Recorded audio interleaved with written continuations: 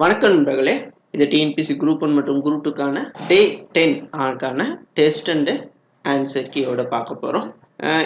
இந்த வீடியோ பார்க்குற தோழர்கள், தோழிகள், நண்பர்கள் அனைவரும் இந்த வீடியோவை ஷேர் பண்ணுங்கள், நண்பர்களுக்கு ஷேர் பண்ணுங்கள். நிறைய பேர் சப்ஸ்கிரைப் பண்ணாமல் பார்க்குறீங்க, சப்ஸ்கிரைப் பண்ணிட்டு வந்து பாருங்கள். ஏன்னா இந்த வீடியோ போடுறதுக்கு ஏகப்பட்ட உழைப்புகள் போட வேண்டியிருக்கு. ஸோ சரியான வியூஸ் வந்தால் தான் நம்ம அடுத்தடுத்த வீடியோஸ் போட முடியும்.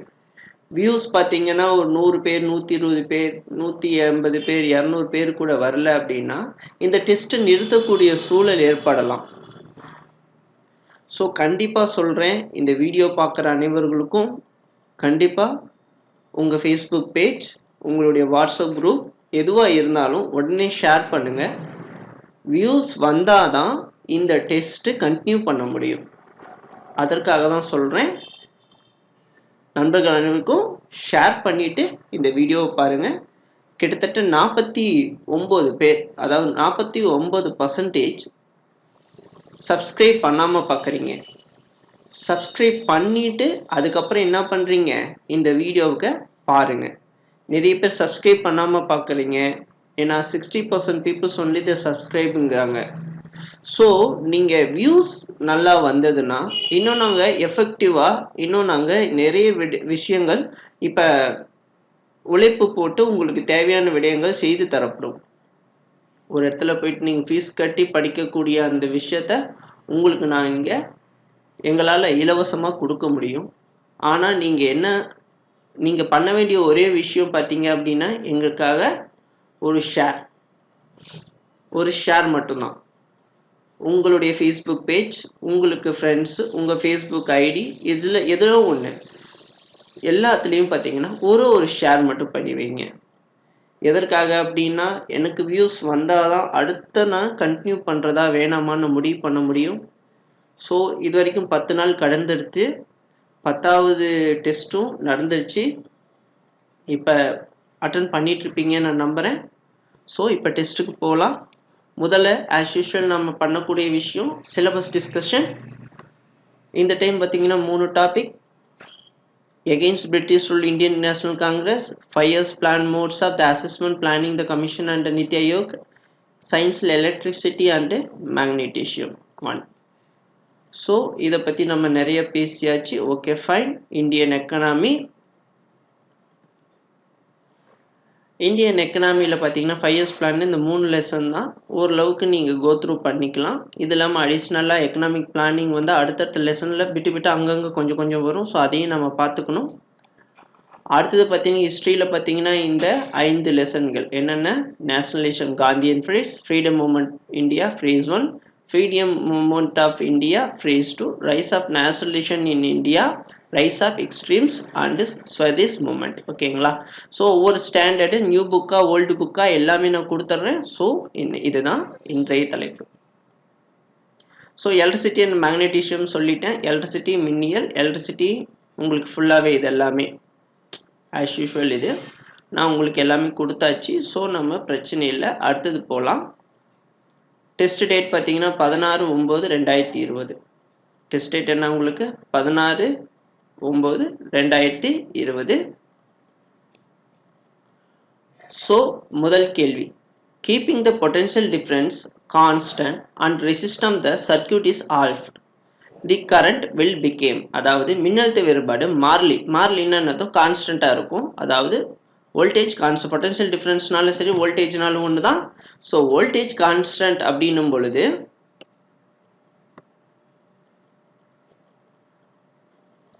பொட்டன்ஷியல் டிஃபரன்ஸ்னாலும் வோல்டேஜ்னாலும் ஒன்று தான். ஸோ வோல்டேஜ் கான்ஸ்டன்ட் நான் சொல்லிட்டேன். ஸோ வோல்டேஜ் கான்ஸ்டன்ட் கொடுத்தாச்சு. அப்போ மின்தடை பாதியாக இருக்குது. சர்க்யூட்டில் வந்து நான் என்ன பண்ணுறேன், ரெசிஸ்டன்ஸ் வந்து பாதியாக குறைக்கிறேன். அப்போ கரண்ட் எவ்வளோ இருக்கும் அப்படின்னு கேட்குறாங்க. கேள்வி நல்லா புரிஞ்சிருக்குன்னு நினைக்கிறேன். மின்னழுத்த வேறுபாடு மாறிலியாக இருந்தால், மாறிலினா வோல்டேஜ் வந்து கான்ஸ்டன்ட்னு சொல்லிட்டோம், மின்தடை வந்து ஆஃப், அப்போ கரண்ட் எவ்வளோன்றோம், ரெசிஸ்டன்ட். அதாவது ஞாபகம் வச்சுக்கோங்க, resistant indirectly proportional to the current. புரியுதுங்களா? அப்போ ரெசிஸ்டன்ட் ஈக்குவல் டு என்ன சொல்லிட்டோம், ஆஃப்னு சொல்லிட்டோம். அப்போ என்னவா இருக்கும் உங்களுக்கு, டபுளா இருக்கும். புரியுதுங்களா? கரண்ட் எப்படி இருக்கும்? டபுளா இருக்கும். क्वेश्चन புரியும்னு நினைக்கிறேன் உங்களுக்கு. Current indirectly proportional to the resistance. ஓகேங்களா? நான் ரெசிஸ்டன்ஸ் எவ்வளவு சொல்லியிருக்கேன்? 1/2 ன்னு சொல்லியிருக்கேன். அது இப்படி வந்துச்சுன்னா கரண்ட் எவ்வளவு வரும் உங்களுக்கு? கரண்ட் வந்து I ன்னு சொல்லுவோம். கரண்ட் என்னன்னு சொல்லுவோம்? I ன்னு சொல்லுவோம். I equal to the I. சரிங்களா? கிளியருங்களா? உங்களுக்கு புரிஞ்சிருக்கும் நான் நம்புறேன். அடுத்து இரட்டை அப்படிங்கிறது சரியான ஆன்சர். இரண்டாவது கேள்வி, the temperature of the conductor is increased. நான் ஒரு கண்டக்டர், இப்போ நான் ஒரு ஒயர் எடுத்துக்கிறேன், அதில் வந்து நான் கரண்ட் பாஸ் பண்ணுறேன், அந்த ஒயரோட டெம்பரேச்சர் இன்க்ரீஸ் ஆகுது. அப்போ அந்த கிராஃப் அப்படின்னா அந்த மாதிரி இருக்கும் பொழுது ரெசிஸ்டன்ட் வேரியேஷன் நடக்குது. அங்கே வேரியேஷன் ரெசிஸ்டன்ட் இருக்கும். ஏன்னா டெம்பரேச்சர் ரைஸ் ஆக ரெசிஸ்டன்ஸ் அதிகமாகும். அதுதான் வந்து concept. So temperature directly proportional to the resistant நமக்கு தெரியும். ஸோ இதை வந்து எந்த அந்த டயக்ராம் வச்சு எக்ஸ்பிரஸ் பண்ணுவோம் அப்படின்னு கேட்குறாங்க. அதாவது எக்ஸ் ஆக்சிஸில் நான் என்ன எடுத்துக்கிட்டேன்? டெம்பரேச்சர், ஒய் ஆக்சிஸில் ரெசிஸ்டன்ட். ஸோ ஆன்சர் பார்க்கலாங்களா? எதுவாக இருக்கும்? ஏவா இருக்குமா, பியா இருக்குமா, சியா இருக்குமா, டியா இருக்குமா? நான் கான்செப்ட் சொல்லிட்டேன். ஸோ ஆன்சர் என்னது உங்களுக்கு? ஏ தான் ஆன்சர். டெம்பரேச்சர் ஆக்சுவலாக வந்து இப்போ இங்கே ஒரு கேள்வி எழலாம், சார் இந்த இடத்துல ஏன் இப்படி வரக்கூடாதா? கண்டிப்பாக வராது.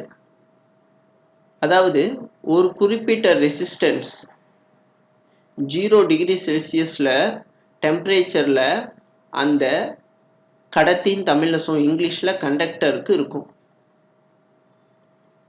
எப்பவுமே இரும்பாகட்டும், அலுமினியம் ஆகட்டும், பித்தளை ஆகட்டும், தங்கமாகட்டும், வெள்ளி ஆகட்டும், எந்த உலோகத்தை எடுத்துக்கொண்டாலும் ஒரு குறிப்பிட்ட அளவுக்கு அந்த கடத்தியானது, அதாவது சுழி நிலை அப்படின்னு சொல்லுவோம். அதை ஆங்கிலத்தில் எப்படி சொல்லுவோம்னா 0 டிகிரி செல்சியஸ்னு சொல்லுவோம். அந்த டைம்ல இருந்தாலும் அதுக்குன்னு சொல்லிட்டு ஒரு குறிப்பிட்ட ரெசிஸ்டன்ஸ் இருக்கும், அதாவது மின் தடை இருக்கும் அதுக்கு மேல. ஓகேங்களா? அதனால தான் அங்க கொடுத்துருக்கேன். அங்க இருந்தாங்க. அப்ப ஆன்சர் வந்து ஏ. சரி, மூன்றாவது கேள்வி, to get 2 ohms resistance using only 6 ohm resistor, the number of them required. Question கேட்டிருக்கேன். 2 ஓம் மின்தடையை 6 ஓம் மின்தடையை பயன்படுத்தி பெறும் பொழுது தேவையான மின்தடையின் எண்ணிக்கை எவ்வளவுன்னு கேட்குறாங்க. என்ன சொல்றாங்கன்னா புரிஞ்சுக்கணும். இப்படி நான் என்ன பண்ணிட்டேன், பேரலரா வச்சுக்கிறான், எத்தனை வேணா நீங்க வச்சுக்கங்க. ஆனா எனக்கு 6 ஓம் மின்தடை இருக்கிற மாதிரி நான் ஒரு ரெசிஸ்டார், அதாவது மின்தடையை எடுத்துக்கணும். ஆனா எனக்கு ஃபைனலா வரப்ப என்ன கிடைக்கணும்? எனக்கு 2 ohms தான் எனக்கு என்ன கிடைக்கணும்? மின்தடை கிடைக்கணும் அப்படிங்கிறாங்க. To get 2 ohms resistance using only 6 ohm resistor. Number of them required, அது பேரலரா எடுத்துக்கலாம், உங்க இஷ்டம் தான். பேரலரா இருக்கலாம், இல்ல உங்களுக்கு தெரியும் பேரலர், அதாவது பேரலர் சீரீஸ்ன்னு 2 டைப் ஆஃப் ரெசிஸ்டர் சீரீஸ் இருக்கும். அது பேரலர் ஆகவும் எடுத்துக்கலாம், நீங்க சீரீஸாகவும் எடுத்துக்கலாம். அதாவது சீரீஸ் அப்படின்னா அர்த்தம், நம்ம சீரியல் பல்பு சொல்றோம் இல்லைங்களா, இப்படி இருந்தா சீரீஸ் அப்படின்னு சொல்லுவோம். சரிங்களா? அதே பார்த்தீங்கன்னா பேரலர் அப்படின்னா இப்படி இருந்தா பேரலர். புரியுதுங்களா? ஸோ இதுக்கு வித்தியாசப்படும். 10th ஸ்டாண்டர்ட் புக் எடுத்து அந்த பார்த்தீங்கன்னா உங்களுக்கு தெரியும். இதுக்கு ஆன்சர் எத்தனை? 3. சரிங்களா? 2 ஓம் 3 மின்தடைகள் வைத்து தேவைப்படுகிறது. 6 ஓம் பெற விளைவாக தனிப்பட்ட, அதாவது என்ன சொல்றாங்கன்னா தி 3 resistor 2 ohms required to get 6 ohm because result is more than individual, so it all is connected in series. ஓகேங்களா? அப்ப 3. அப்ப என்ன பண்ணோம்? இப்படி 3 போட்டோம்னா 2 ohm 2 ohm 2 ohm, அப்ப 6. சரிங்களா? அடுத்த கேள்வி, if R1 and R2 be a resistance of the filament of 40 voltage and 60 watt respectively operating 220 volt, then. அதாவது நான் என்ன பண்ணிட்டேன், R1 மற்றும் R2 2 மின்தடைகள், ஒன்றுக்கு வந்து 40 voltage வாட்டு, இன்னொன்று 60 வாட் எடுத்துக்கிறேன். மின்தடையின் அளவு அதாவது ஆப்ரேட்டிங் 2 வோல்ட் எவ்வளோல பண்றேன் நான் 220 வோல்டேஜ் பாஸ் பண்றேன். அப்ப R1ம் R2ம் எப்படி இருக்கும்னு கேக்குறாங்க. இந்த இடத்துல நாம இது என்னன்னு சொல்லணும். சரிங்களா?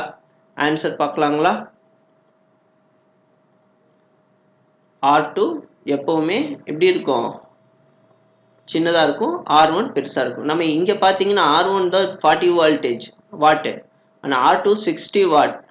அதான் பவருக்கு ஃபார்முலா என்ன? Voltage divided by R square போட்டோம்னா நமக்கு என்ன கொடுத்துருக்காங்க? பவர். ஸோ நான் என்ன பண்ணிட்டேன், இங்கே ரெசிஸ்டார் தான் R1 தானே கொடுத்துருக்காங்க. ஸோ R1 இங்கே வச்சுக்கிட்டு அப்போ R1 directly proportional to the indirectly proportional to the power. So அப்போ எப்போ அப்போ வாட்ஸ், இது வாட்ஸ்னா பவரில் தான் சொல்லுவோம். பவர் அதிகரிச்சிச்சுன்னா மின்தடை எப்படி இருக்கும்? குறையும். அதுதான் R indirectly proportional to the power. So அதனால எது கம்மியாக இருக்கோ அதுதான் அதிகமாக இருக்கும், எது அதிகமாக இருக்கோ அதுதான் கம்மியாக இருக்கும். புரியுதுங்களா? ஆன்சர் இப்படியும் கேள்விகள் கேட்கலாம். இப்படி தான் கேள்விகள் கேட்பாங்க. அப்ளிகேஷன் ஓரியன்டான கேள்விகள் தான் உங்களுக்கு வரும். 5வது கேள்வி, a fuse wire repeatedly get burned when used of the good heater, it advised to the fuse wire is. நான் ஒரு விஷயம், இது என்ன அப்படின்னு நான் சொல்லிடுறேன். ஒரு ஹீட்டர் பயன்படுத்துகிறேன், அதில் ஃபியூஸ் கம்பி யூஸ் பண்ணுறேன். ஃபியூஸ்னா ஒன்றும் கிடையாது, ஒரு பாக்ஸ் மாதிரி இருக்கும், அதில் கிளாஸ் பாக்ஸ் மாதிரி இருக்கும். உள்ள 2 சைடு பார்த்தீங்கன்னா இப்படி கனெக்டில் இருக்கும். இந்த சைடும் மெட்டல் பார்ட் இருக்கும். அதான் ஃபியூஸ்னு சொல்லுவோம். இல்லாட்டி இன்னும் உங்களுக்கு புரியுற மாதிரி சொல்லணும்னா, நம்ம சுவிட்ச் பாக்ஸில் பார்த்தீங்கன்னா ப்ளக் பாயிண்ட் இருக்கும், அதில் ஃபியூஸ் போட்டிருப்போம். அது போயிடுச்சுன்னா கரண்ட் போயிடும், திரும்ப அதை கனெக்ட் பண்ணி நம்ம என்ன பண்ணுவோம், போடுவோம். அதாவது low melting by high resistant value இருக்கிற அந்த ஒரு நிக்ரோமால் செய்யப்பட்ட அந்த ஃபியூஸ் தான் யூஸ் பண்ணுவோம்.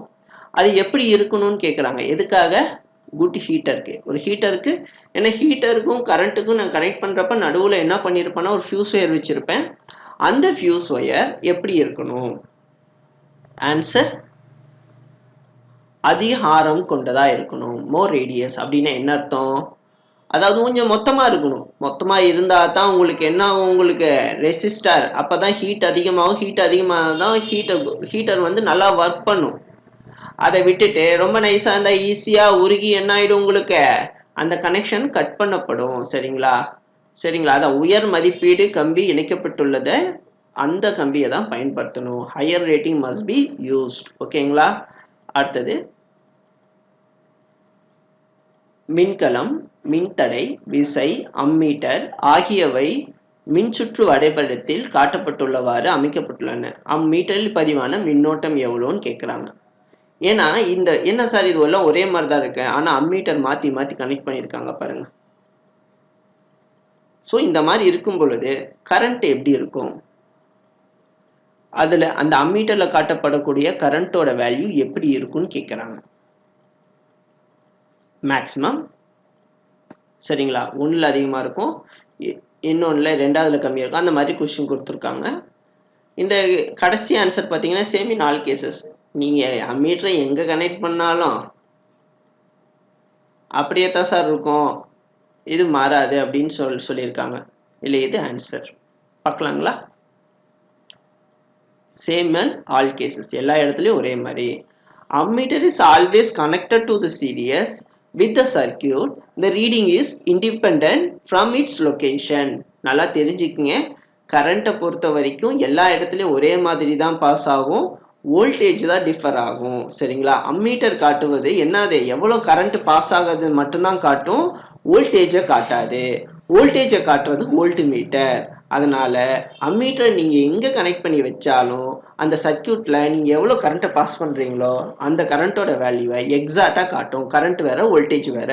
அதுக்கு தான் டிஃபரன்ஸ் தெரிஞ்சுக்கணுன்றதுக்காக தான் இந்த கேள்வி கொடுத்துருக்கேன். 7வது கேள்வி போலாம். A student carried out the experiment the பிளாட்டின், அதாவது ஒரு பையன் என்ன பண்றானோ ஒரு பரிசோதனை நடத்துறான். என்னது, R1, R2, R3 3 மின்தடைகள் எடுத்துக்க, நிக்ரோம் கம்பி எடுத்துக்கிறான். 3 மாதிரிகளை எடுத்துக்கிட்டு இந்த மாதிரி போடும்பொழுது அவனுக்கு இந்த மாதிரி வேல்யூ கிடைச்சிருக்கு. இந்த மாதிரி ஒரு டயக்ராம் கிடைச்சிருக்கு. கரண்ட்டுக்கும் வோல்டேஜுக்கும் அவன் என்ன பண்ணிட்டான்னா ஒரு டயக்ராம் போட்டிருக்கான். இந்த மாதிரி சூழல்ல இந்த ஆப்ஷன்ல எது சரின்னு கேட்கிறாங்க. நல்லா யோசிங்க. ஒரு மாணவன் R1 R2 R3 3 sample மின்தடைகள் nichrome கம்பி எடுத்துக்கிறான். அந்த கம்பியை என்ன பண்றான்னா அவன் செக் பண்ணும் பொழுது அவனுக்கு இந்த டயக்ராம்ல காட்ட மாதிரி ஒரு கிராஃப் கிடைக்குது. இந்த கிராஃபை வச்சு அவன் எப்படி செய்வான், அதுக்கான ஆன்சர் இது எந்த இதோட மேட்ச் ஆகும்னு கேட்குறாங்க. சரிங்களா? ஸோ பார்க்கலாம். R3 R2 R1 இருக்கையில் R3 தான் அதிகம், அடுத்தது R2 அதை விட கம்மி, R1 அதை விட கம்மி வோல்டேஜ். ஓகேங்களா? கிளியருங்களா? உங்களுக்கு புரியும் நினைக்கிறேன். அதான் a current inversely proportional to resistance. நான் முன்னாடி சொல்லிட்டேன் I indirectly proportional to the resistance. அதனால கரண்ட் அதிகமாக என்ன ஆகுது, உங்களுக்கு ரெசிஸ்டன்ஸ் கம்மியாகும். ஸோ நம்ம கரண்ட்டை பற்றி பேசும்பொழுது உங்களுக்கு ஆட்டோமேட்டிக்காக என்ன, ரெசிஸ்டன்ஸ் கம்மியாகிறனால நமக்கு இதான். அப்போ I3 I2 I1 அப்போ கண்டிப்பாக இதே தான் இருக்கும். சரிங்களா? அடுத்தது போலாங்களா? எலக்ட்ரிக்கல் பொட்டன்சியல் இஸ் அப்படின்னா என்ன அர்த்தம்? வோல்டேஜ் பற்றி பேசுவோம். வோல்டேஜ் வந்து என்ன, ஸ்கேலார் குவான்டிட்டியா வெக்டார் குவான்டிட்டியா? Neither scalar or nor vector, sometime scalar sometime வெக்டார்னு கேட்டிருக்கேன்.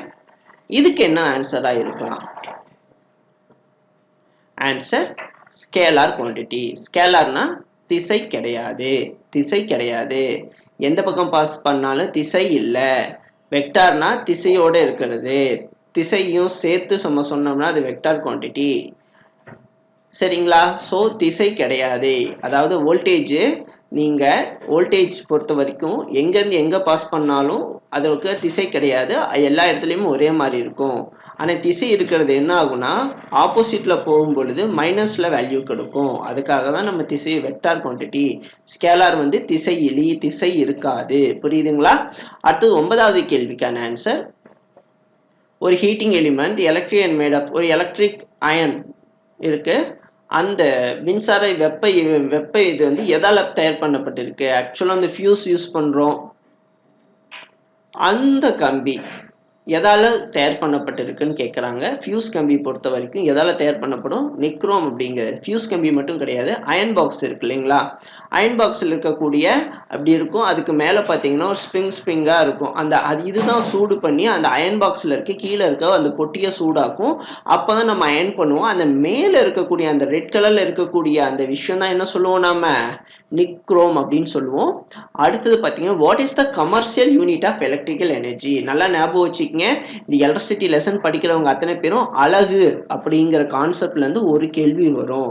நான் உங்களுக்கு ஒரு எக்ஸாம்பிளுக்கு ஒரு கொஸ்டின் கொடுக்குறேன்னா, இப்போ நான் உங்களுக்கு ஒரு கொஸ்டின் கொடுத்துருந்தேன், சீரீஸ்ல பேரலர்ல சேர்ந்து ஒரு கொஸ்டின் கொடுத்துருக்கேன். அந்த சீரீஸ்ல இருக்க கொஸ்டின்ஸ் ஒன்று எடுத்துக்கணும், பேரலர் இருக்க கொஸ்டின் ஒன்று எடுத்துக்கணும். அதை டிபெண்ட் பண்ணி இருக்க எல்லா கொஸ்டினையும் நீங்க கண்டிப்பா படிச்சிருக்கணும். அதை விட்டுட்டு நம்ம இதை மட்டும் பார்த்தா போதும். நான் கொடுக்குற கேள்விகள் ஒவ்வொரு கேள்வியும் அதுக்கு ரிலேட்டடா இருக்கக்கூடிய இதோட அண்ணன் தம்பி அக்கா தங்கச்சி எல்லாத்தையுமே பார்த்துக்கணும். அப்பதான் என்ன ஆகும்னா நமக்கு ஈஸியா மேல என்ன பண்ண முடியும், ஆன்சர் பண்ண முடியும். So what is the commercial unit of electrical energy? நம்ம எலக்ட்ரிக்கல் எனர்ஜி அப்படிங்கிறது மின் ஆற்றல். எலக்ட்ரிக்கல் எனர்ஜி வேற, கரண்ட் வேற. நல்லா ஞாபகம் வச்சுங்க. எலக்ட்ரிக்கல் எனர்ஜி அப்படிங்கிறது வேற, கரண்ட் வேற. எலக்ட்ரிக்கல் எனர்ஜியோட சிம்பிள் என்ன அப்படிங்கிறது கமெண்ட் பாக்ஸில் கமெண்ட் பண்ணுங்க. ஓகேங்களா? ஸோ இதுக்கு ஆன்சர் பார்க்கலாம். எலக்ட்ரிக்கல் எனர்ஜிக்கு வேல்யூ வந்து கிலோவாட் மணி. புரியுதுங்களா? எலக்ட்ரிக்கல் எனர்ஜி என்ன சொல்லுவோம், இன்னொரு விஷயம்னா பவர்னு சொல்லுவோம். சரிங்களா? கிலோவாட் மணின்னு சொல்றாங்க. ஸோ அது இந்த மாதிரி வோல்டேஜுக்கு என்ன, அதே மாதிரி வரிசையா எல்லாத்துக்கும் தெரிஞ்சுக்கணும். நான் என்ன பண்ண மேட்ச் த காலம் 1 காலம் 2 மேட்ச் பண்ண சொல்லியிருக்கேன். ஏன்னா இதுக்கு வந்து நான் ஏன் வந்து ஆப்ஷன் கொடுக்கலன்னா, ஆப்ஷன் கொடுத்தா ஈஸியாக கண்டுபிடிச்சிடலாம் அப்படிங்கிறதுக்காக வேண்டிதான் உங்களுக்கு ஆப்ஷன் கொடுக்காம கொடுத்துருக்கேன்.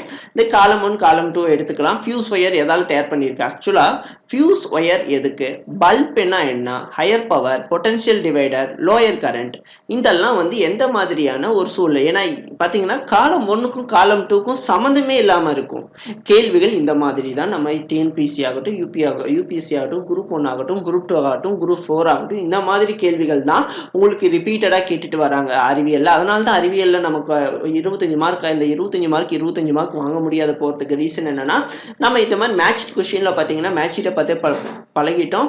சிங்கிள் கொஸ்டினா ஆன்சர் பண்ணிட்டு நம்ம என்ன டக்குன்னு இந்த மாதிரி ஒரு கேள்வி கேட்கும்போது, இப்ப பாத்தீங்கன்னா ஃபியூஸ் ஒயர் இந்த சைடு என்னையா இருக்கு, ஒன்னையும் காணாமே அப்படின்னு நம்ம நிறைய கேள்வி கேட்கலாம்.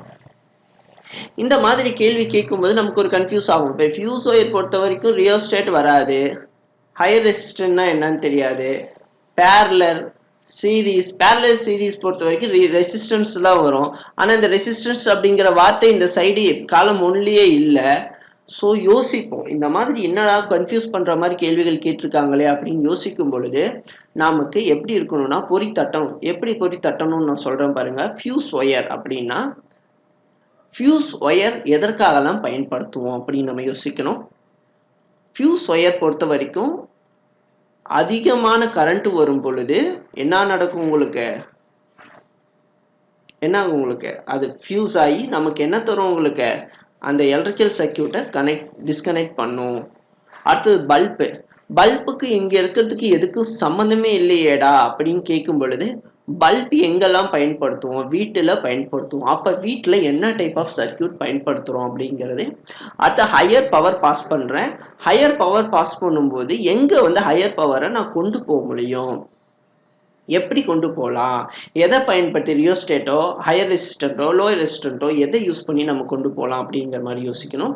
லோயர் கரண்ட் பாஸ் பண்ணும்போது எந்த அளவுக்கு அங்கே ரெசிஸ்டன்ட் இருக்கும், ரெசிஸ்டன்ட் பற்றி அங்கே பேசலாம் அப்படின்ற மாதிரி. ஸோ உங்களுக்கு ஒரு ஐடியா கிடைச்சிருக்கும். ஆன்சர் பார்க்கலாம்.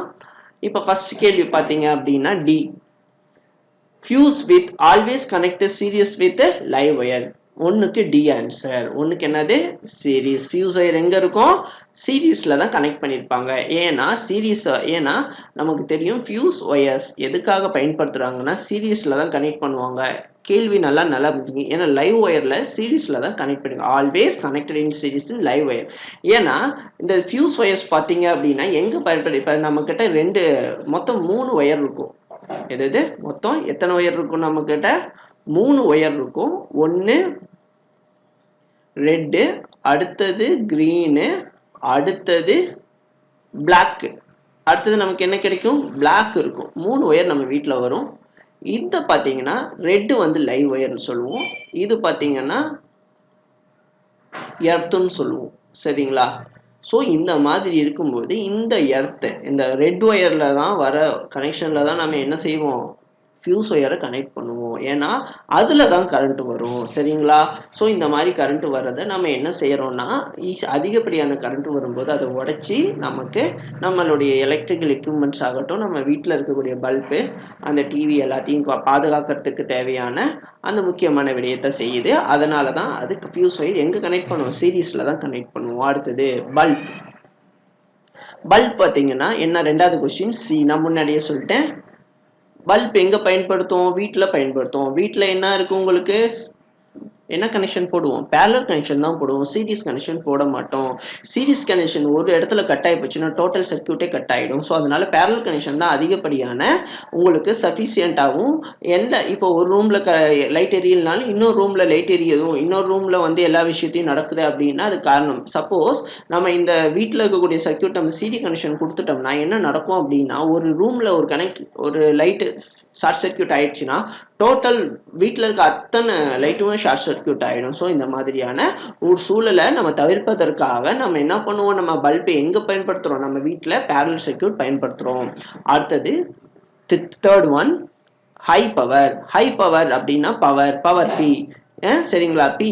அப்போ பியோட வேல்யூ என்னது உங்களுக்கு, அப்போ பவருக்கு v² divided by r power indirectly proportional to the or directly proportional to the voltage square பண்ணா வர வேல்யூ வந்து directly proportional to the power. So நமக்கு ஆன்சர். 3வது கொஸ்டினுக்கு என்ன ஆன்சர், 3வது கேள்விக்கான ஆன்சர் நம்ம பார்ப்போம்.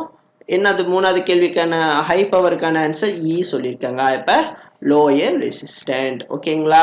அதான் என்னது லோயர் ரெசிஸ்டன்ட் கம்மியாக பவர் ஜாஸ்தியாக இருக்கும், அதான் ஹையர் பவர். உங்களுக்கு சொன்ன இல்லைங்களா, ஒரு விஷயத்தோட இன்னொரு விஷயத்த கனெக்ட் எப்படி பண்ணணும் அப்படிங்கிறதுக்காக தான் இந்த கேள்வியை கொடுத்துருக்கேன். ஸோ உங்களுக்கு நல்லா யோசிச்சு நீங்கள் ஆன்சர் பண்ணுங்க. அடுத்தது பார்த்தீங்கன்னா வந்து 4th கொஸ்டின் பொட்டன்ஷியல் டிவைடர் அப்படின்னா ரியோஸ்டேட். என்னது பொட்டன்ஷியல் டிவைடர்னா ரியோஸ்டேட்னா ஒன்றும் கிடையாது. நம்ம ஸ்கூலில் நம்ம 12th ஸ்டாண்டர்ட் சயின்ஸ் படித்த பசங்களுக்கு தெரியும். அந்த ஒரு பாக்ஸ் மாதிரி இருக்கும், இப்படி ரவுண்டா இருக்கும், அது மேல கம்பிகள் சுத்தி இருக்கும், அது மேல பிளாஸ்டர் ஆஃப் பாரிஸ் போட்டிருப்பாங்க, மேல ஒரு பாக்ஸ் இருக்கும், அதை தள்ளுவோம். அப்போ வந்து வோல்டேஜை நம்ம அங்கே காட்டும், ஒரு வோல்டேஜ், 2 வோல்டேஜ், 3 வோல்டேஜ்னு. ஸோ நம்ம இந்த ரியோஸ்டேட் அப்படிங்கிறது இப்படி ஒயர் இதில் வந்து கம்பிகள் சுற்றி இருக்கும், இந்த பக்கம் ஒரு பாக்ஸ், இந்த பக்கம் ஒரு இது, இந்த சைட்ல இருந்து இந்த இடத்துல பார்த்தீங்கன்னா ஒரு இது மாதிரி போட்டு இந்த இடத்துல இப்படி தள்ளுற மாதிரியான ஒரு எக்யூப்மெண்ட் இருக்கும். எங்கே யூஸ் பண்ணாங்கன்னா ஓம்ஸ் லால யூஸ் பண்ணுவாங்க. அதாவது கவர்மெண்ட் ஸ்கூல் பசங்களுக்கு இது தெரியும். ஏன்னா பிரைவேட் ஸ்கூல் பசங்களுக்கு பார்த்தீங்கன்னா என்ன செஞ்சிருவாங்க அப்படின்னா ஃபிக்ஸ்டாக ஒரு பாக்ஸ் கொடுத்துருவாங்க. அதில் நீங்கள் அப்படியே 1 வோல்ட், 2 வோல்ட், 3 வோல்ட் இந்த பாக்ஸை நம்ம திருப்பிக்கலாம். பட் கவர்மெண்ட் ஸ்கூல்ல அப்படின்னா இந்த மாதிரி ரியோஸ்டேட் தான் இருக்கும். இந்த ரியோஸ்டேட் என்ன செய்யும் அப்படின்னா ஒவ்வொரு நமக்கு ஏற்ற மாதிரி, ஏன்னா அதுல 1, 2, 3, 4 தான் வைக்க முடியும். எனக்கு இங்க வந்து 1 வோல்டேஜ், அப்புறம் ஒரு 1.1 வோல்டேஜ்ல எவ்வளவு ரெசிஸ்டன்ட் இருக்கு, 1.12 வோல்டேஜ்ல எப்படி இருக்குன்னு சொல்லிட்டு நான் அதை நகர்த்தி அதுக்கு தந்தாப்போ வோல்டேஜ் சப்ளை பண்ணி நான் என்ன செஞ்சுக்கலாம்னா ஈஸியா நாங்க வந்து எங்களுடைய அந்த விஷயத்த எவ்வளவு வந்து ரெசிஸ்டன்ஸ் இருக்குன்னு சொல்லிட்டு 0.1ல கூட கண்டுபிடிக்க முடியும். ரொம்ப அக்யூரேட்டான ஒரு யூஸ்ஃபுல்லான எக்யூப்மெண்ட் அந்த ரியோஸ்டேட். அங்க எங்க அதை எதற்காக பயன்படுத்துறாங்கன்னா பொட்டன்ஷியல் டிவைடர். அதுதான் பொட்டன்ஷியல் டிவைடர்னா என்ன அர்த்தம், நம்ம ரியோஸ்டேட்னா என்ன சொன்னேன், நான் இப்பதான் சொன்னேன் 1 வோல்டேஜ், 1.5 வோல்டேஜ், 2 வோல்டேஜ் நான் என்ன பண்ணிக்குவேன், ஒவ்வொரு தடவையும் நாம கொஞ்சம் கொஞ்சமா கொடுத்து நான் பண்ணிக்குவேன். அதான் வந்து பொட்டன்ஷியல் டிவைடர். அடுத்து lower current, B answer. High resistance, current கம்மியாச்சுன்னா ரெசிஸ்டன்ஸ் ஜாஸ்தி ஆகும். ஸோ உங்களுக்கு தெரியும் அது I equal to என்னது indirect proportional to the resistant. ஓகேங்களா, சரி. அடுத்து 12வது கேள்வி. The Indian National Association formed Calcutta by whom among the following? The Indian National Association, அதாவது கல்கத்தா இந்திய தேசிய சங்கம் ஒன்று தொடங்கப்பட்டது. அது யாரால் தொடங்கப்பட்டதுன்னு கேட்குறாங்க. ஆன்சர் பார்க்கலாம். ஆன்சர் யாருக்கெல்லாம் தெரிஞ்சதுன்னா கமெண்ட் பாக்ஸில் கமெண்ட் பண்ணுங்க.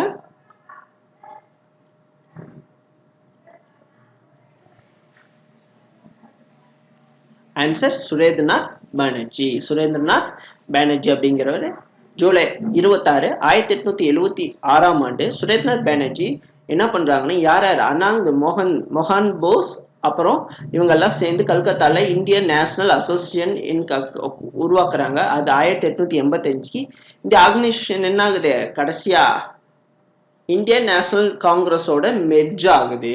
புரியுங்களா, கேள்விகள் கேட்கலாம். ஸோ உங்களுக்கு புரியறதுக்காக உங்களுக்கு சொல்யூஷனும் நோட்ஸோட கொடுத்துருக்கேன். When was the first 5-year plan we started? நம்மளுடைய முதல் 5ஆம் திட்டம் எப்போ தொடங்கப்பட்டது? முதல் 5ஆம் திட்டம் எப்போ தொடங்கப்பட்டது கேள்வி. ஆன்சர் 1951. சரிங்களா, 51 to 56 தான் முதல் 5ஆம் திட்டம். இது தொடங்கும் பொழுது யார் பிரைம் மினிஸ்டரா இருந்தாங்கன்னா நம்ம ஜவஹர்லால் நேரு இருந்தாரு. அப்போ வந்து இந்த திட்டம் வெற்றிகரமான, அது ஆக்சுவலி இலக்கு பார்த்தீங்கன்னா 3.6, ஆனால் நல்ல இலக்கு, நல்ல சக்ஸஸ்ஃபுல்லாக க்ரோயிங் ரேட்டாக இருந்தது. அடுத்தது பார்த்தீங்கன்னா 13வது, which program given the slogan Garibi Hatao. Garibi ஹட்டோன்னா வறுமை ஒழிப்பு. சரிங்களா, அந்த வறுமை ஒழிப்பு அப்படிங்கிற அந்த கோஷம் வந்து எந்த திட்டம் வழங்குச்சு அப்படின்னு கேட்குறாங்க. அந்த திட்டத்தோட ஆன்சர் வந்து 5வது திட்டம். அப்போ யார் இருந்தாங்கன்னா இந்திரா காந்தி தான் பொலிட்டிக்கல் ஆப்பனண்ட்டை கமெண்ட் கொடுக்குறாங்க. அடுத்தது வந்து பார்த்தீங்கன்னா அதுக்கப்புறம் வந்து ஆக்சுவலாக வந்து அந்த டைம் ஏகப்பட்ட ப்ராப்ளம் இருக்கு. அதெல்லாம் என்ன பண்றாங்கன்னா இந்திரா ஹட்டோன்னு சொல்றாங்க. அதாவது அதை வந்து ஒரு எப்படி சொல்றதுன்னா அப்ப இருக்க அரசியல் சூழல்ல அந்த மாதிரி ஒரு பொலிட்டிக்கல் ஆப்பனண்ட் சொன்னாங்க. அது ஆக்சுவலா கிருபா ஹட்டோன்னா ரிமூவ் பாவர்ட்டி அப்படின்றது தான். கிருபா ஹட்டோ தேஸ் பவோ, அதாவது meaning abolishing poverty rescue the country அப்படிங்கிறது 1971 எலெக்ஷனோட ஒரு முக்கியமான ஸ்லோகனா இருந்தது. யாரு, இந்திரா காந்தியோடது. ஸோ இந்த 5 ஆண்டுக்குள்ள 1969 74 இதுக்கு வந்து கரெக்டான ஆன்சர் வந்து would be இதுவும் வரும், would be 4th 5-year பிளானும் வரும். சரிங்களா, so the 4th 5 duration 4th 5 plan. So correct answer would be 4th 5-year plan. இது தவறு. என்னது உங்களுக்கு 4th 5-year plan. 4 கொடுத்தாலும் எழுதுங்க, 5 கொடுத்தாலும் எழுதுங்க. புரியுதுங்களா, உங்களுக்கு 2 ஆன்சருமே சரியா தான் வரும். ஆனால் 4th தான் கரெக்ட் ஆன்சர். சரிங்களா, 4th தான் சரியான ஆன்சர். எதுக்காக இந்த மாதிரி கொடுத்துருக்காங்கன்னா கேள்விகள் பார்த்தீங்கன்னா இது ரிப்பீட்டடாக கேட்ட கேள்வி. எங்கே கேட்டாங்க அப்படின்னா ஆல்ரெடி நம்மளுடைய யூபிஎஸ்சியில் 2014, 13 அந்த டைமில் வந்து கேட்ட ஒரு முக்கியமான கேள்வியாக அதை பார்க்குறோம். ஸோ கண்டிப்பாக என்ன செய்கிறீங்க அப்படின்னா இதை தெரிஞ்சுக்கிங்க. ஆக்சுவலா இது 14வது கேள்வி. when was the plan holiday declared? அதாவது திட்ட விடுமுறை எப்போது அறிவிக்கப்பட்டது? 3வது திட்டத்திற்கு பிறகு அறிவிக்கப்பட்டது. ஆக்சுவலா என்ன பிரச்சனை நான் சொல்றேன். இப்ப வந்து அந்த சில டைம் வந்து சில 5ஆம் திட்டங்கள் வந்து சக்சஸ்ஃபுல்லா போயிருக்கும், சில 5ஆம் திட்டங்கள் வந்து சக்சஸ்ஃபுல்லா போகாம போயிருக்கும். ஸோ அதனால என்ன நடந்தது அப்படின்னா, சில 5ஆம் திட்டங்கள் வந்து அந்த தொய்வு ஏற்படுத்தும் பொழுது அதுக்காக வந்துட்டு நம்ம அதை சரி பண்றதுக்கோ இல்லை நடுவில் நிறைய போர்கள் வந்தது. 1960 போர்கள் நடந்தது. யார் இந்தோ சீனா போர், இந்தோ பாகிஸ்தான் போர்.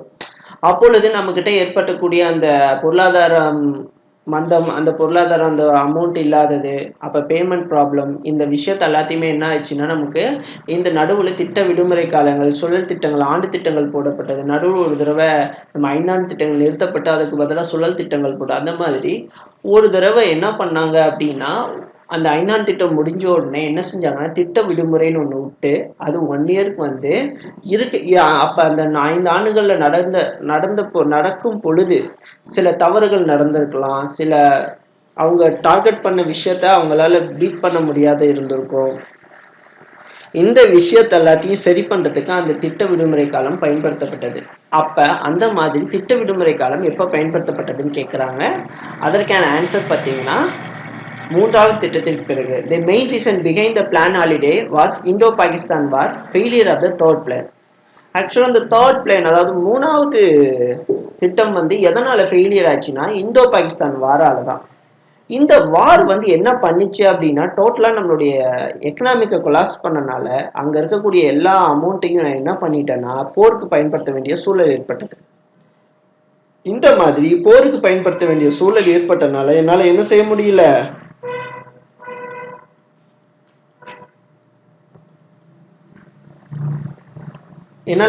முடியல, அந்த தேர்ட் பிளானுக்கு பயன்படுத்த முடியல. ஸோ அதனால என்ன பண்ணிட்டாங்கன்னா 5 இயர் பிளான் வந்து 1961 மற்றும் 66 அந்த டியூரேஷன் தான் அந்த தேர்ட் 5 இயர் பிளான். அதுக்கப்புறம் தான் திட்ட விடுமுறை காலம் விடப்பட்டது. புரியுதுங்களா? ஸோ அடுத்த கேள்விக்கான ஆன்சர் பார்க்கலாம். Jawahar Roger Yojana was launched. நல்லா ஞாபகம் வச்சுக்கோங்க. ஒருத்தருடைய தலைவரோட பேர் வருது அப்படின்னா அவருக்கு இறந்த பிறகுதான் வரணும். So first concept. ஸோ நம்ம ஆன்சர் பார்த்தீங்கன்னா தெரில அப்படின்னா நம்ம இப்படி வச்சு தான் ஆன்சர் பண்ணணும். ஸோ இறந்த பிறகு வந்திருக்கணும். ஸோ நம்ம என்ன இதில் வந்து இறந்த பிறகு எது வரும் அப்படிங்கிறத நம்ம கெஸ் பண்ணி ஆன்சர் பண்ணணும். சரிங்களா? ஜவஹர்லால் நேரு எப்போ இறந்தாரோ அந்த ஏஜை வச்சுக்கிட்டு அந்த ஆண்டை வச்சுக்கிட்டு அந்த ஆண்டில் இதுக்கு பிறகு வருது ஆப்ஷன் எடுத்தீங்கன்னாவே நம்ம ஈஸியாக ஆன்சர் பண்ணிடலாம். சரிங்களா? 7, 8 வரணும், 8 வராது, அப்போ 5, 6 வராது. ஸோ 7வது 5ஆம் திட்டம் தான் 1989 லான்ச் பண்ணுறாங்க. சரிங்களா? ஸோ 7th 5 இயர் பிளானில் தான் அந்த விஷயத்தை கொடுக்குறாங்க. ஸோ 16வது கேள்வி. National development council is consist, அதாவது தேசிய அபிவிருத்தி சபைன்னு சொல்லலாம், இல்லை சங்கம். அதாவது அந்த சங்கம்னு வராது, ஏன்னா இது வந்து கவர்மெண்டைஸ்டு ஆர்கனைசேஷன் அப்படிங்கிறதுனால கவுன்சில் இங்கிலீஷ்லேயே தெரிஞ்சுக்குங்க. இந்த கவுன்சில் வந்து எப்போ கன்சிஸ்ட்னா எப்போ வந்து யாரால வந்து கன்சிஸ்ட் பண்ணப்படுது, அதனுடைய மெம்பர்ஸ் யாரு அப்படிங்கிறது தான் நம்ம பார்க்க போகிறோம். ஸோ ஆன்சர் பார்த்தீங்கன்னா ஏ மற்றும் C, member of planning commission and chief minister of state, இவங்கெல்லாம் சேர்ந்தது தான் நேஷனல் டெவலப்மெண்ட் கவுன்சில். 17வது இதுதான் national development council compose member is mentioned below. நீ கீழெல்லாம் கொடுத்துருக்கேன். பிரைம் மினிஸ்டர் வந்து chairman, chief minister of all state members, administration of the union டெரிட்டரியும் வந்துருவாங்க. அப்படின்னு யாருன்னா கவர்னர்ஸ். ஓகேங்களா? யார் யூனியன் டெரிட்டரியல் கவர்னர் எல்லாம் வந்துருவாங்க. ஆல் கேபினெட் மினிஸ்டர்ஸ் உள்ள வருவாங்க. தி மெம்பர் ஆஃப் பிளானிங் கமிஷனும் அவங்க தான் மெயின், இவங்க தான் வந்து பிளான் போட்டுக்கிறதுலாம். பட் இவங்கெல்லாம் என்ன பண்ணுவாங்க, அதுக்கான டேட்டாஸை சப்ளை பண்ணுறதோட இவங்க முக்கியமான எப்போவுமே சேர்மன் பார்த்தீங்கன்னா பிரைம் மினிஸ்டர் ஆஃப் இந்தியா தான். சரி, அடுத்தது 17வது கேள்வி. ஜூரிங் த 11th 5 இயர்ஸ் பிளான், அதாவது 11வது 5 இயர்ஸ் பிளான்ல agriculture sector was witnessed the growth rate in 33% per annum, which higher than 2.4% per annum previous FYB. முன்ன விட இது வந்து ஜாஸ்தி. This is largely due to the better performance of. இந்த பர்ஃபார்மன்ஸுக்கு காரணம் அந்த இந்த பர்ஃபார்மன்ஸ் நடந்ததுல அது வந்து எதனால நடந்தது, அது எது அதிகமா இருக்கனால, அது எந்த செயல்திறனை காரணமா இருக்கு, எது வந்து அதிகமா அந்த அக்ரிகல்ச்சர்ல வந்து வளர்ச்சி இருந்துச்சுன்னு கேட்குறாங்க. ஆன்சர் பார்த்தீங்கன்னா ஆயில் சீட் ஃபைபர்ஸா, ஃபிஷிங் ஆயில் சீட்ஸா, ஃபைபர் அண்ட் ஃபிஷிங்கா, கார்பன் லிவ்லி ஸ்டாக்கா? ஆன்சர் பார்த்தீங்கன்னா கார்ப்ஸ் அண்ட் லிவ் ஸ்டாக். ஓகேங்களா? இது வந்து இங்கிலீஷ்ல தெரிஞ்சுங்க, தமிழ்ல வந்து வெவ்வேறு மாதிரியான ஒவ்வொரு ஆன்சர் வரும். ஸோ அதனால கார்ப்ஸ் அண்ட் லிவ் ஸ்டாக் அப்படிங்கிறது தான் சரியான ஆன்சர். அடுத்தது 18வது கேள்வி. ஆக்சுவலாக இதுக்கு நான் எக்ஸ்பிளனேஷன் கொடுத்துருக்கேன். பயிர்களும் கால்நடைகளும், லிவ் ஸ்டாக் அப்படின்னா கால்நடைகள்னு சொல்லலாம், இல்லை ஏதோ சம்திங் அந்த லிவ் ஸ்டாக்ஸ் அப்படின்னாவே கால்நடைகள், இந்த ஆடு மாடு இந்த விஷயமெல்லாம் வந்துடும். The 5 years plan is focused to encompass of the 4% of the growth in agriculture. 11th 5 years plan 2017 to 2012 is emphasized the agriculture and rural development. Many policy measures have been initiated to address issue the agrarian distress. During the 11th FYP 5 years plan, agriculture sector in India growth rate in 3.3% per annum, which higher than 2.4% annum 10th 5 year plan. This is the largely due to the better performance of the crops and livestock. The special program like National Food Security Mission, Rashtriya Kisan Vikas Yojana improve the growth rate. Thus the correct answer is crops and livestock. ஓகேங்களா? உங்களுக்கு புரியும் நினைக்கிறேன் தமிழ்ல. Okay, நம்ம போலாங்களா? அடுத்தது 18th question. Which of the following body does not find the mention the constitution? நம்மளுடைய இந்திய அரசியலமைப்பு சட்டத்துல பின்வருவற்றில் எது சொல்லலை, எதை பற்றி சொல்லலைன்னு கேட்குறாங்க. கேள்விகள் நல்லா யோசிக்கணும். இது யூபிஎஸ்சி சிவில் சர்வீஸில் 2013 கேட்ட கேள்வி. ஸோ நான் உங்களுக்கு கொடுத்துருக்கேன் அப்படின்னா இம்பார்ட்டன்ட் இல்லாமல் கொடுக்க மாட்டேன். அப்போ கான்ஸ்டியூஷன், அதாவது நம்மளுடைய இந்திய அரசியலமைப்பு சட்டம் இயற்றப்பட்ட பிறகு புதிதாக ஏதோ ஒரு விஷயத்த கொடுத்துருக்கணும். அப்படி கொடுத்துருக்காதான் நமக்கு என்ன ஆகும், உங்களுக்கு அந்த கான்ஸ்டியூஷன்ல மெஷர் பண்ணியிருக்க மாட்டாங்க. அந்த கான்ஸ்டியூஷன்ல எக்ஸாக்ட் வார்த்தையை இந்த வார்த்தையை அங்கே பயன்படுத்தி இருக்க மாட்டாங்க. புரியுதுங்களா? நம்ம அம்பேத்கர் பார்த்தீங்க அப்படின்னா தெளிவாக எழுதியிருப்பாரு. கான்ஸ்டியூஷன் பொறுத்த வரைக்கும் அதை வந்து எந்த ஒரு கவுன்சில கிரியேட் பண்ணுறதோ அதை ரிஜிஸ்டர் பண்ணாமல் இருக்கும். ஏன்னா எந்த ஒரு விஷயத்தையும் அதில் ரிஜிஸ்டர் பண்ணால் அதை வந்து இந்தியா அது அந்த அரசியலமைப்பு சட்டம் இருக்கிற வரைக்கும் ஃபாலோ பண்ண அவருக்கு தெரியும். ஆனால் அவர் என்ன செஞ்சிட்டாருன்னா, ஒரு பாராளுமன்றமோ ஒரு சட்டமன்றமோ இயற்றக்கூடிய சட்டத்துக்கு எப்பவுமே சில கண்டிஷன்ஸ் கொடுத்துட்டு, இந்த கண்டிஷன்லாம் எப்போ எந்த சட்டம் எந்த ஒரு கவுன்சில்ல அவங்க மேக் பண்ணாலும், எந்த கமிஷனை மேக் பண்ணாலும் அந்த பர்டிகுலர் விஷயத்தை, அதாவது இறையாண்மை, மக்களோட இறையாண்மை, இதெல்லாம் மக்களோட இறையாண்மை, இந்த இறையாண்மை எல்லாம் பாதிக்கக்கூடிய எந்த ஒரு கமிஷனையும் சென்ட்ரல் ஆகட்டும் ஸ்டேட் ஆகட்டும் அமைக்கக்கூடாது. அமைத்தால் யாரால தடை செய்யப்படலாம்? நீதிமன்றத்தால தடை செய்யப்படலாம். அப்படிங்கிற மாதிரியான ஒரு கன்ஸ்ட்ரக்ஷன்ல இந்திய அரசியல் சட்டத்தை எழுதிட்டு போயிருக்காரு. ஸோ அப்போ கண்டிப்பாக நல்லா ஞாபகம் வச்சுக்கோங்க, அதுக்கு பின்னாடி உருவாக்கப்பட்ட அனைத்துமே நேஷனல் டெவலப்மெண்ட் கவுன்சிலும் ரிஜிஸ்டர் ஆகலை, நம்ம அதில் கொடுத்துருக்க மாட்டாங்க. ஆனால் நேஷனல் டெவலப்மெண்ட் கவுன்சில் இப்போ டெவலப்மெண்ட், இந்தியாவை டெவலப்மெண்ட் பண்ணுறேன் அப்படின்னும் பொழுது அந்த டெவலப்மெண்ட்டில் என்னென்ன மாதிரியான கண்டிஷன்ஸ் இருக்கணும், இதெல்லாம் வந்து மக்களுக்கு தேவை, இதெல்லாம் பேசிக் நீட்ஸ், இதையெல்லாம் நீங்கள் என்ன பண்ணக்கூடாது, எந்த கவுன்சில் போட்டாலும் எந்த கமிஷன் போட்டாலும் என்ன பண்ணக்கூடாது, அதெல்லாம் ஃபுல்ஃபில் பண்ணுற மாதிரியான ஒரு மெயின் சோர்ஸ் இருக்கணும். அப்படிங்கிற மாதிரியான ஒரு சூழலை தான் நம்மளுடைய அம்பேத்கர் என்ன பண்ணியிருக்குன்னா இந்திய கான்ஸ்டியூஷனை ஃப்ரேம் பண்ணியிருக்காரு. முக்கியமாக அடிப்படை உரிமைகளை எந்த வகையிலையும் பாதிக்கக்கூடிய எந்த சட்டத்தையும் நம்மளுடைய இந்திய அரசியலமைப்பு சட்டம் அனுமதிக்காது. ஒரே ஒரு விஷயத்தை விட, அப்ப கூட பாத்தீங்க அப்படின்னா எமர்ஜென்சி பீரியட்ல கூட பாத்தீங்க அப்படின்னா உங்களுக்கு சில சட்டங்கள், சில அந்த ஆர்டிக்கலை தவிர மீதி எல்லாமே தான் தடை செய்யப்படுமே தவிர மற்றபடி ஒன்றும் கிடையாது. ஸோ அதனால அது பிளானிங் கமிஷன், அது ஜோனல் கமிஷன், இதெல்லாமே பாத்தீங்க அப்படின்னா என்ன ஆகுது, உங்களுக்கு do not find the mention the constitution. ஓகேயா? புரிஞ்சிருக்கும்னு நினைக்கிறேன். அடுத்தது 19வது கேள்வி. which of the following associate planning of India? இந்த யூபிஎஸ் சிவில் சர்வீஸ் எக்ஸாம் 2014 அதாவது சிவில் சர்வீஸ் எக்ஸாம் எழுதுறவங்க கண்டிப்பா தெரிஞ்சுக்க 5 years பிளான் நிதி ஆயோக்ல இருந்து ஒரு கேள்வி கண்டிப்பா இருக்கு.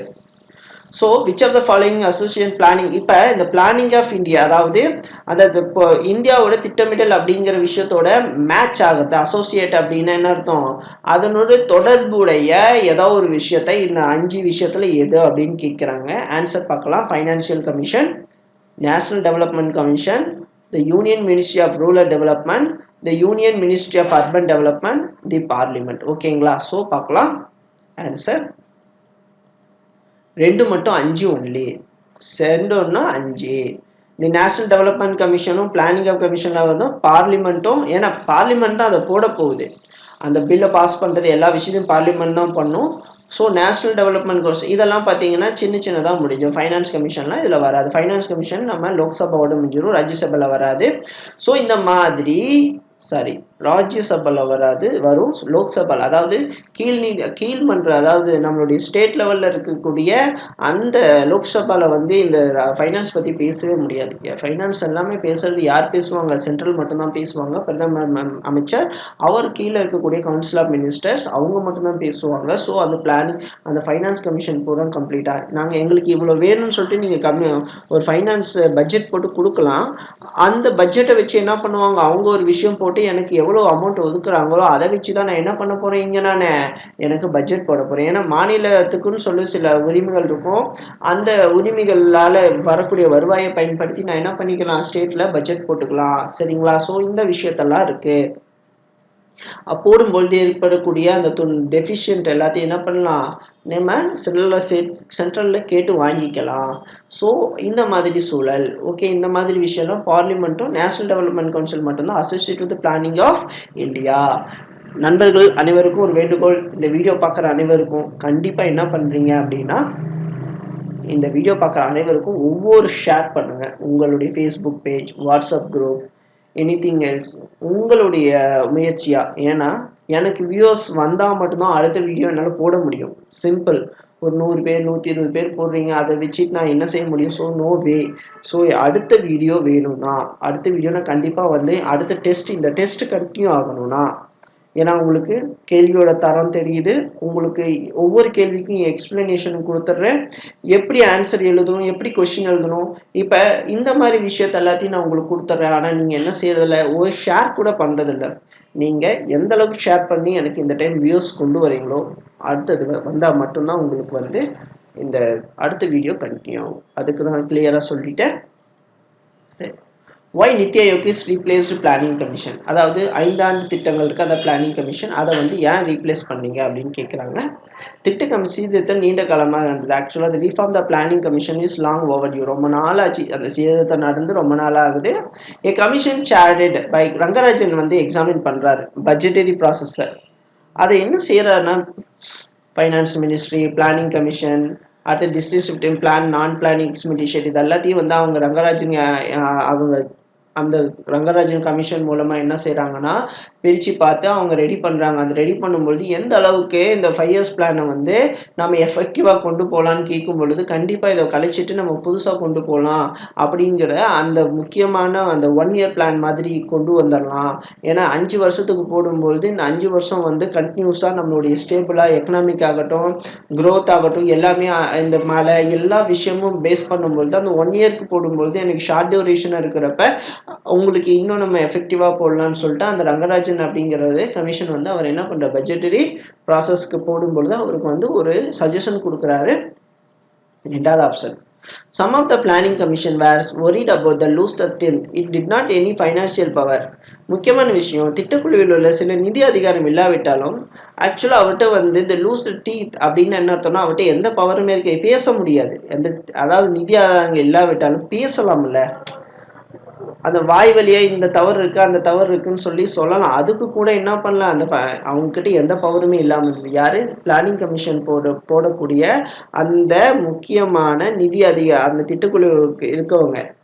ஏன்னா அவங்க தான் குழு தான் வந்து நிர்ணயிக்கிறாங்க, அவங்க தான் வந்து இவ்வளோ அமௌண்ட் வரும், இவ்வளோ விஷயம் பண்ணணும்னு சொல்கிறாங்க. பட் அவங்க சஜஷன் சொல்கிறதுக்கு, உனக்கு பிளானிங் போட்டு கொடுத்துட்டீங்கன்னா நீ ஒதுங்கிக்கிறோம், மீதியை நாங்கள் பார்த்துக்குவோம். நம்ம யார் அப்போ செலக்ட் ஆகிறாங்களோ அந்த அரசியல்வாதி பேசும் பொழுது அவங்களுக்கு ஏற்ற மாதிரி அந்த 5 இயர்ஸ் பிளான் மாறுது அப்படின்ற மாதிரியான குற்றச்சாட்டு இருக்குது. அடுத்தது முதலமைச்சர் திட்ட கமிஷன் தம் தேவைகளை புரிந்து கொள்ளும் திறனை மேம்படுத்த வேண்டும் அப்படிங்கிற ஒரு விஷயத்த கொடுக்குறாங்க. எல்லாம் சீஃப் மினிஸ்டர்ஸ், ஒவ்வொரு ஸ்டேட்டோட சீஃப் மினிஸ்டர் என்ன செய்யறாங்கன்னா, planning commission must be understand, எங்களால என்ன முடியும், எங்க ஸ்டேட்டால என்ன முடியும், எங்க ஸ்டேட்ல என்ன ரிசோர்ஸ் இருக்கு, அந்த ரிசோர்ஸை வந்து எப்படி பயன்படுத்தலான்றத எங்க லோக்கல் பீப்புள்ஸ் வச்சு எப்படி பயன்படுத்தலாம்னு எங்களுக்கு தான் தெரியும். ஸோ எங்க விஷயத்த நீங்க கேட்கணும் அப்படிங்கிற ஒரு முக்கியமான ஒரு விஷயத்த தராங்க. அடுத்தது பார்த்தீங்க அப்படின்னா அவர் அது முக்கியமான விஷயம், அந்த சீஃப் மினிஸ்டர் சொல்லக்கூடிய ஐடியாவை வந்து அவங்க எடுத்துக்கணும் அப்படின்ற ஒரு கோரிக்கை வருது. ஸோ இந்த சூழல்ல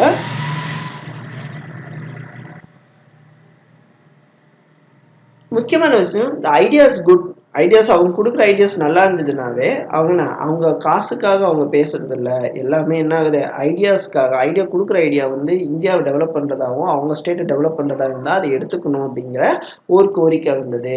இந்த மாதிரி நிறைய விஷயங்கள் இருக்குது. ஸோ இந்த ஏபிசி கொடுத்துருக்கேன், 3 கொடுத்துருக்கேன். இந்த நிதி ஆயோக் ரீப்ளேஸ் பண்ணுறதுக்கான ரீசன் என்ன, ஏவா பியா சியா டியான்னு கேட்டிருக்கேன். ஆன்சர் என்னவா இருக்கும்?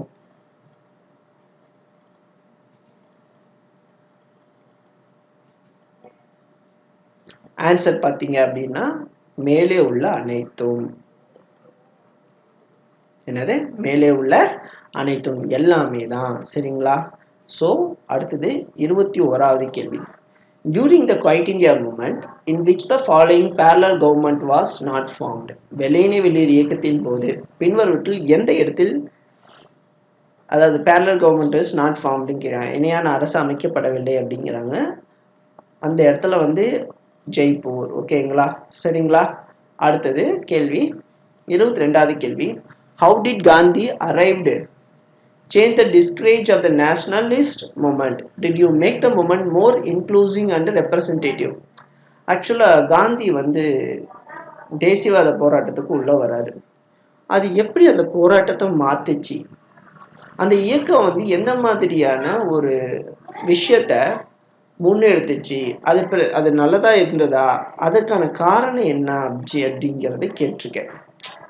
கேள்வி நல்லா புரிஞ்சுக்கங்க, கன்ஃபியூஸ் ஆகிற மாதிரி தான் இருக்கும், ஆனால் தெளிவான கேள்வி. How did the Gandhi arrival change the discourage of the nationalist movement? அதாவது நேஷனல் மூமெண்ட் வந்து ரொம்ப ஹையாக போயிட்டு இருந்துச்சு, அதை வந்து என்ன பண்ணாரு, காந்தி உள்ள வந்தோடனே டிஸ்கரேஜ் ஆச்சா என்னது, அதோடைய அது எப்படி சொல்றது, அதனுடைய ஃபோர்ஸ், அந்த இந்தியன் நேஷனல் காங்கிரஸ் ஆகட்டும், அந்த தேசியவாதிகளின் போராட்டமாகட்டும் குறைந்ததா, இல்லை எப்படி மாற்றியது? How to make movement more inclusive, ரெப்ரசன்டேட்டிவ்ஸாக இருந்தது. அவர் எப்படி ரெப்ரசன்டேட்டிவாக இருந்தாருன்னு கேட்குறாங்க. As Gandhi reject violation of nationalism. As Gandhi used terms of the Swaraj, Swadesh and Indian civilisation instead of the nation. No passive resistance to non-violence became motto. All religion participated, irrespective of the religion, the caste, all to take part of the mass movement due to the Gandhiji ideology. So எல்லாம் ஆன்சரும் ஒரே மாதிரி இருக்கும். So கேள்வி பார்த்தீங்கன்னா நமக்கு தெரியும், காந்தி வந்து வந்தோடனே பாசிட்டிவ் தான். என்னது, கேள்வி நல்லா தெரிஞ்சுக்க, கேள்வி பாசிட்டிவாக இருந்தால் ஆன்சரும் பாசிட்டிவாக தான் இருக்கும். இந்த மாதிரி யோசிக்கிற மாதிரியான கேள்விகள் கேட்கும் பொழுது உங்களுக்கு கன்ஃபியூஸ் வரலாம், எப்பறம் இந்த மாதிரி ஆன்சர் பண்ணுறது, ரீசன் அசர்டன் ரீசனும் கிடையாது, ஆனால் கேள்வி ஒரு மாதிரி இருக்கு, அதே டைமில் எப்படி இருக்கு, பதிலும் ஒரு மாதிரி இருக்கு, ஆனால் பதில் சரியான விதத்தில் என்னால் எக்ஸ்பிளைன் பண்ண முடியல. இந்த மாதிரி கேள்விக்கும் ஆன்சருக்கும் சம்மந்தம் இல்லாத மாதிரி ஒரு கேள்விகள். இந்த மாதிரி நமக்கு எப்படியும் பார்த்தீங்கன்னா நம்மளுடைய குரூப் 1 மற்றும் குரூப் 2ல பார்த்தீங்கன்னா ஒரு 10 கேள்விகள் வந்து இந்த மாதிரி நம்மகிட்ட மாட்டிக்கும். இந்த 10 கேள்விகள் தான் நம்மளை வந்து எடை போடக்கூடிய கேள்விகள்னு சொல்லலாம். எப்படி வந்து நம்மளை வந்து மார்க் வாங்க வைக்கும், நம்ம எப்படி வந்து அந்த சூழலை வந்து இந்த சூழலுக்கு ஏற்ற மாதிரியான ஆன்சர் பண்ண போகிறோம், நம்மளுடைய ப்ரெசன்ஸ் ஆஃப் மைண்டை செக் பண்ணுற மாதிரி இருக்கும். ஸோ இந்த கேள்விக்கு என்ன ஆன்சர் இருக்கலாம், நான் உங்களுக்கு முன்னாடியே சொல்லிட்டு, இந்த மாதிரி கேள்விகள் வரும் பொழுது கேள்வி பாசிட்டிவா நெகட்டிவான்னு பார்க்கணும். மேக்ஸிமம் பாசிட்டிவ் தான். நமக்கு தெரியும், நம்ம ஹிஸ்ட்ரி தெரியும், காந்தியன் ஏஜ் படிச்சிருக்கோம், கண்டிப்பாக போராட்டத்தை மாத்துச்சு. ஸோ எஸ் எத்தனை இருக்கு, 2 இடத்துல எஸ் இருக்கு. இப்போ நமக்கு இங்கே அடுத்த பிரச்சனை, நமக்கு ஒரு 4 நோ 3 நோ கொடுத்து ஒரு எஸ் கொடுத்துருந்தா அந்த எஸ் அடிச்சிடலாம். ஸோ நம்மக்கிட்ட 2 எஸ் இருக்கு. ஸோ ஆன்சர் பார்த்தீங்கன்னா 1,2 எதில் அதிகமாக இருக்கு அப்படின்னா அப்போ ஏ இருக்கலாம், சி இருக்கலாம். சரிங்களா? அடுத்தது நம்ம கண்டிப்பா தேர்ட் ஒன் தப்புன்னு தெரியுது. No passive resistant non violence became is மோட்டோன்னு கேட்குறான். சொல்லிட்டாங்க. அதாவது நம்மளுடைய காந்தியோட மோட்டோ என்ன, நான் வயலன்ஸ் இல்லை. அப்ப 3 தவறுங்க. அப்ப 3 இருக்கிறது தவறுன்னு தெரிஞ்சு வச்சு. அப்ப இது தப்பு, இதுவும் தப்பு. ஸோ நமக்கு என்ன ஆன்சர் இருக்கணும்? அப்ப அடுத்தது ஆர்லிஜின் கண்டிப்பா வந்து இவர் வந்த பிறகுதான் பாத்தீங்க அப்படின்னா அலிகார் இயக்கமாகட்டும், அலிஜினாவாகட்டும், அவருடைய தேசிய முஸ்லிம் காங்கிரஸ் ஆகட்டும், இவங்க எல்லாமே பாத்தீங்கன்னா காங்கிரஸ்ல இணைஞ்சு போராட ஆரம்பிச்சாங்க. ஸோ இந்த பீரியட்ல தான் அந்த விஷயம்லாம் யாரோட ஐடியாலஜி இங்க வேலை செஞ்சது, காந்தியோட ஐடியாலஜி வேலை செஞ்சதுன்னு நமக்கு தெரியும். So fourth one correct. So third one கண்டிப்பா தப்புன்னு தெரியுது. So 1 right, 2 right, 3 right. அப்ப 1,2,4 ரைட். சரியான கேள்வி ஆன்சர் என்னவா தான் இருக்கும், இதுவா தான் இருக்கும். நம்ம யோசிப்போம். ஆன்சர் பார்க்கலாங்களா? அது என்ன ஆன்சர் சொன்ன மாதிரி 1,2,4 ஆன்சர். ஓகேங்களா? அடுத்தது 23வது கேள்வி, சைமன் கமிஷன். இந்த சைமன் கமிஷன் வந்து இந்தியாவுக்கு வராங்க. எப்போ வராங்க? 1928. 23வது கேள்வி, Simon commission was send in to India in 1928. At the time வந்து பிரைம் மினிஸ்டர் ஆஃப் பிரிட்டன் யார் இருந்தான்னு கேட்குறாங்க. யாரு அவங்க அப்படின்னா கண்டிப்பாக கிளமன் வின்ஸ்டன் சர்ச்சில் கிடையாது. வின்ஸ்டன் சர்ச்சில் வந்து நம்ம சுதந்திரம் வாங்குறப்ப அது அந்த பீரியடு. ஸோ கிளமன் அட்லியும் கிடையாது. ஸோ நம்ம கண்டிப்பாக என்ன, அவங்க ஸ்டான்லி பால்வினாக தான் இருக்கணுங்கிறது என்னோட சாய்ஸ். மற்றவங்களுக்கு என்ன சாய்ஸ் அப்படிங்கிறத நோட் பண்ணி வச்சுக்கோங்க. இப்போ ஆன்சர் பார்க்கலாம். ஸ்டான்லி பால்ட்வின் அப்படிங்கிறது தான் சரியான ஆன்சர். ஸோ இப்போ நம்ம சைமன் கமிஷன் பற்றி கொஞ்சம் டீட்டெயில் பார்க்கலாம். சைமன் கமிஷன் பிரிட்டனிஸ் வந்து 7 எம்பிக்கு வராங்க. மொத்தம் எத்தனை எம்பி வராங்க? 7 எம்பி. ஒருத்தர் கூட இந்தியன்ஸ் இல்லை அப்படிங்கிறதுனால தான் அது புறக்கணிக்கப்படுது. சரிங்களா? இதுதான் வந்து இதோட ஸ்பெஷல்.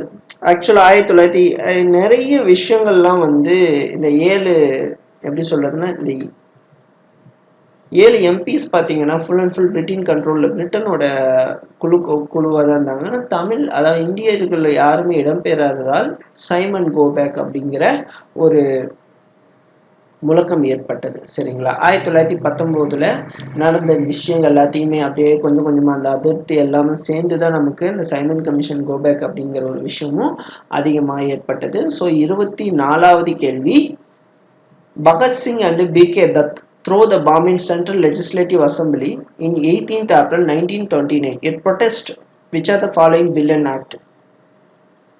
அவரை வந்து கைது பண்ணதுக்கு எதுக்காக வந்து அவங்க 2 பேரும் குண்டு போட்டாங்க அங்க மத்திய சட்டமன்றத்தில் சென்ட்ரல் லெஜிஸ்லேட்டிவ் அசம்பிளியில குண்டு போட்டு தன் எதிர்ப்பை தெரிவிக்கிறாங்க. அது யாரு வந்து எதனால அந்த எந்த சட்ட மசோதாக்கு எதிர்ப்பை தெரிவிச்சாங்கன்னு கேட்குறாங்க. அது பொது பாதுகாப்பு மசோதா மூலமாக அவரை என்ன பண்றாங்க, அரெஸ்ட் பண்றாங்க.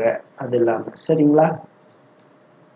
அடுத்தது, which of the following leader who preside all India Congress Committee session in 9th August, அதாவது ஆகஸ்ட் 9ஆம் தேதி அகில இந்திய காங்கிரஸ் கமிட்டி கூட்டத்தை தலைமை தாங்கி நடத்தியவர் யார் அப்படிங்கிறாங்க. அவங்க யார் அப்படின்னா அருணா ஆசிஃப் அலி.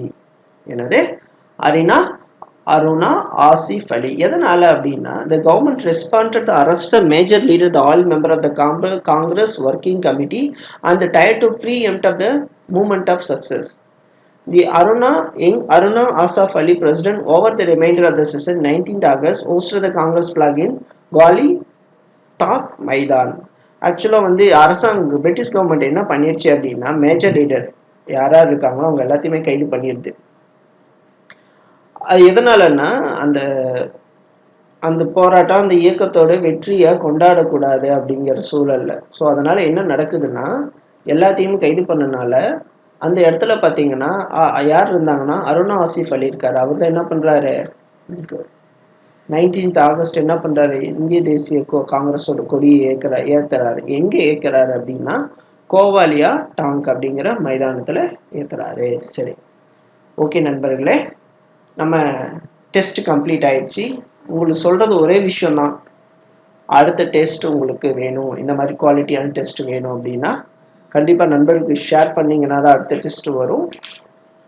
இன்னும் வரப்போகிற காலங்களில் வகுப்புகள், 60 நாள் வகுப்புகள், ரயில்வே வகுப்புகள், இது எல்லாத்தையுமே நடத்தக்கூடிய வாய்ப்புகள் நிறைய பிளான் பண்ணியிருக்கேன்.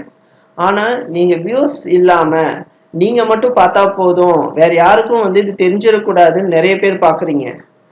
எனக்கு ஷேர்ஸ் வரணும், எனக்கு வியூஸ் வரணும். எனக்கு வியூஸ் வந்தால் தான் அடுத்த டெஸ்ட் நான் கன்டினியூ பண்ணுவேன். இல்லைன்னா இந்த டெஸ்ட் இதோட நிப்பாட்டிட்டு அடுத்து நான் என்ன பண்ணுவேன், கிளாஸஸ் மட்டும் நான் எப்பெல்லாம் ஃப்ரீயாக இருக்கணும் அப்போல்லாம் கிளாஸஸ் போடுவேன். அவ்வளோதான் பண்ண முடியும். நீங்கள் எனக்கு வியூஸ் கொடுத்தீங்கன்னா தான் உங்கள் சைடு, உங்கள் ஃப்ரெண்ட்ஸ்க்கு, உங்களுடைய ஃபேஸ்புக் குரூப் எல்லாத்துலேயும் நீங்கள் எந்த அளவுக்கு ஷேர் பண்ணுறீங்களோ அந்த அளவுக்கு தான் எனக்கு வியூஸ் வரும். வியூஸ் வந்தால் தான் நான் போட்ட உழைப்புக்கும் கொஞ்சம் ஹாப்பியாக இருக்கும். அதை விட்டுட்டு சும்மா 50 பேர், 60 பேர், 70 பேர் பார்த்து பிரயோஜனமே கிடையாது. இந்த வீடியோ பார்க்குற ஒவ்வொருத்தரும் மினிமம் ஒரு 5 ஷேர் 8 ஷேராவது பண்ணி இருந்தீங்கன்னா தான் அடுத்த வீடியோஸ் என்னால் உங்களுக்கு ஃபேவராக போடக்கூடிய விஷயம் பண்ணக்கூடிய எனக்கு இந்த ஒரு ஃபேவர் பண்ணுறதுனால உங்களுக்கு எந்த வகையிலையும் பாதிப்புகள் கிடையாது. நீங்கள் பார்க்குற அனைவரும் ஆளுக்கு ஒரு ஷேர் கொடுத்தீங்கன்னா கூட போதும், மினிமம் எனக்கு வியூஸ் நல்லா வரும். ஓகே, நன்றி, வணக்கம்.